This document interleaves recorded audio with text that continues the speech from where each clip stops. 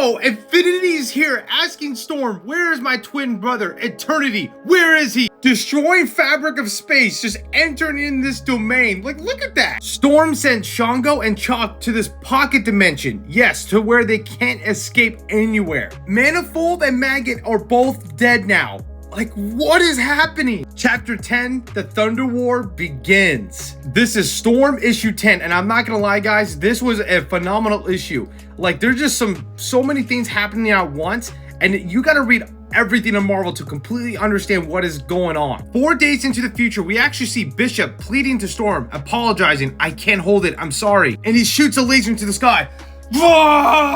In deep space right now, though, we actually see Manifold, Maggot, and Storm go to like this weird alien kaiju thing because the Avengers, I guess, found out like a new planet, and that was in the Avengers Unlimited book. The new planet's called Abarak, if I'm pronouncing that right, but yeah, the Avengers found it, and I guess they need to take this out of there so they can actually see it. Storm goes on this kaiju, right, and she's like, I am Storm, mistress of the cosmic elements. Storm shocks this kaiju to cleanse its like bacteria. So Maggot, as another mega level mutant, which I don't know when that happened, can use his powers to start eating this kaiju from the inside out. While they are trolling Manifold, saying that, hey, you know, Shuri's gonna be here, you know that, right? Because I guess he has a crush on Shuri, but he can't go to Wakanda. I'm not sure. It took Maggot 3 days to finish this kaiju. And by the way, they're asking Storm if she's secretly dating T'Challa. They're probably gonna get back together at this point. There's too much like coincidences, I swear. On day 4, they go to this place called the Realm of the Ursuras, where we see this man in the dark just glancing out into the planet, just chilling. 3 wives, Shongo, yet your mornings are as lovely and as depressing as the widows beside. You slept with your eyes closed. I warned you not to. Shongo gets his axe with electricity.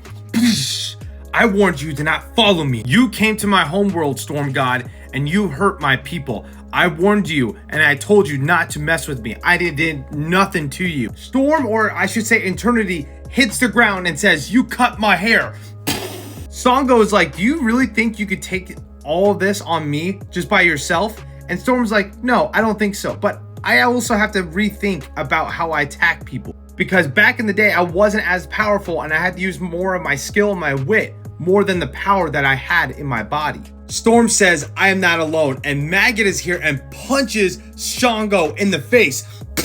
The 2 most powerful mutants in terms of teleportation that can travel outside their own domain or just places they can't go to, which is Manifold and Gateway, and they both live with Storm. So they create a pocket dimension to throw Shongo into this place so he can't terrorize Earth or any place again. And while he's flying, he says, well played, and falls right through. If you guys want to know what a pocket dimension in Marvel, particularly how Storm or Eternity pronounces it, they are realms that are not supposed to exist at all. Realms completely cut off from the main universe. Without someone getting out of there or a teleporter, you're stuck there forever. We see Shongo and Chalk right here, the other guy we saw in like Storm issue 6, if I'm not mistaken, or 7. And I'm sorry if I pronounced the name wrong, but they're talking, saying like, yeah, we got screwed over. Storm gets back to her sanctuary in Atlanta, and she sees this big laser.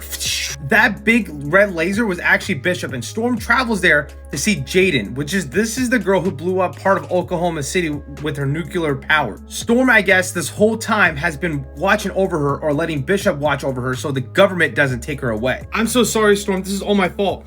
I've been trying to control my powers, and I exploded, and Bishop had to absorb all this energy and exploded somewhere else. Storm says it's okay. You'll eventually learn how to use your powers and not to worry. But then you hear and blood squirting everywhere. And it's Maggot being torn apart, and Storm's like, I don't know what's happening, Maggot, no! Everyone in here, I'm getting you guys out right now. Manifold gets cut up too. I'm like, what is going on here? We later find out it's this weird alien guy from the FBI and the girl up here from like a couple issues ago. And it looks like they have voodoo dolls, and that's her power. Maybe she could cut them up from the inside out.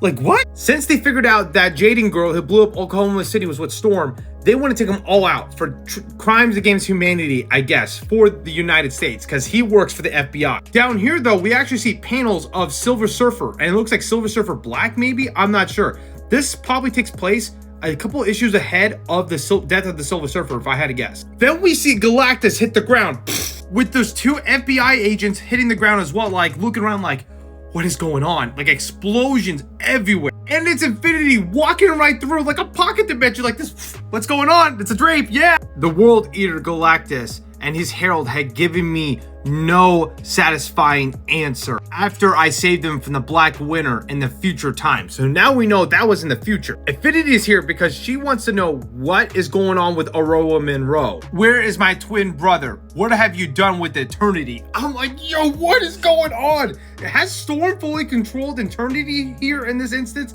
I have no idea, but there's like 3 plot stories going on in the Storm book. I like it. Some people might not, but either way, I still highly recommend to read this issue.